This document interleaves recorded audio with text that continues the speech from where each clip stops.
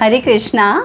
आज मैं अपनी श्रीमद् भागवतम महापुराण जो उसको मैं एडिट कर रही हूँ, उसको एडिट करते हुए आज मेरे पास एक बहुत अच्छा एक चैप्टर आया है जिसमें जो 4th स्कंद है, चतुर्थ स्कंद के अंदर 23वें अध्याय के अंदर राजा पृथु का चित्रण दिया हुआ है।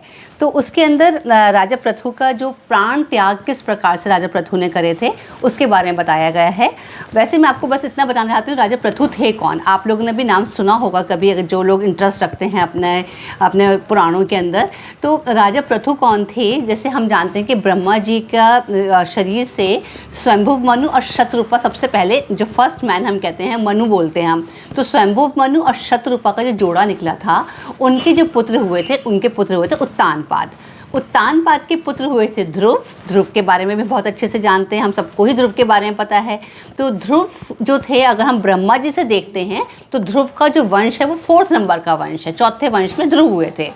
उसके बाद बहुत सारे वंश के बाद 13वें वंश के अंदर राजा पृथु का जन्म हुआ था। राजा पृथु के बारे में एक दो चीज़ें बहुत इंपॉर्टेंट है, वो ये क्योंकि राजा पृथु बहुत यशस्वी राजा बने थे और उनके समय में कहा जाता है कि पृथ्वी ने अपने अंदर सारी औषधियों को अपने अंदर समा लिया था और राजा पृथु ने ही पृथ्वी का दोहन करके दोबारा से सारी औषधियाँ बाहर निकाली थी। इसके बारे में इसके अंदर बहुत डिटेल स्टोरी दे रखी है कि किस प्रकार से जो पृथ्वी है वो गौ माता के रूप में आती है और पहले राजा पृथु बहुत तीक्ष्ण बाण चलाते हैं और पृथ्वी फिर डर के गौ के रूप में प्रकट होती हैं और कहती हैं कि अगर आपको मेरे अंदर से औषधियाँ चाहिए तो मेरे को, मैं दूध दूंगी, दूध के रूप में अपना अमृत वो प्रकट करूंगी, निकालूंगी। तो उसके लिए एक बछड़ा चाहिए, उसके लिए कोई दोहन का पात्र चाहिए और इस प्रकार से उन्होंने 2-4 चीज़ें और बताई थी कि वो सब चीज़ें चाहिए होंगी अगर आप मेरे अंदर से दोहन करना चाहते हो। तो ऋषि मुनि वगैरह सब इस प्रकार से आए थे, कोई बछड़ा बना था, कोई पात्र बना था। तो ये बहुत अच्छी सी स्टोरी दे रखी है राजा पृथु की। तो किस प्रकार से राजा पृथु ने पृथ्वी में से ये सब चीज़ों का दोहन करके निकाला था। और आज भी अगर हम पृथ्वी में से सब चीज़ें औषधियाँ प्राप्त करते हैं, जड़ी बूटियाँ प्राप्त करते हैं, तो हमें ये नहीं भूलना चाहिए वो किसने किस समय पर इस प्रकार का कार्य करा था जिसकी वजह से आज हमको सब चीज़ें प्राप्त हो रही हैं। एक तो बात ये हो गई। उसके बाद फिर दूसरा ये कि जो राजा पृथु ने जब शासन काल करा था तो उसके बाद बहुत वर्ष के बाद जब उनको लगा कि अब उनका शासनकाल पूरा हो गया है, और हम सब जानते हैं कि पहले के राजा महाराजा अपने पुत्रों पर सब कुछ छोड़ के वानप्रस्थ चले जाते थे, तो राजा पृथु ने अपनी पत्नी अर्ची के साथ वो भी वन में चले गए थे।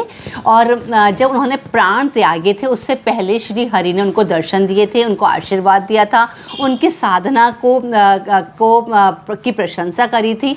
और उस समय फिर राजा पृथु ने जब प्राण त्यागे थे उसके लिए एक प्रोसेस दिया हुआ है इस अध्याय के अंदर कि किस प्रकार से उन्होंने अपने मन को कंट्रोल करा, फिर आत्मा को कंट्रोल करा, कैसे अपने प्राणों को कंट्रोल करके प्राण को, मतलब मन को प्राणों में, प्राणों को अपान में, अपान को मृत्यु में, कुछ प्रोसेस था। इस प्रकार से उन्होंने अपने प्राण त्यागे थे।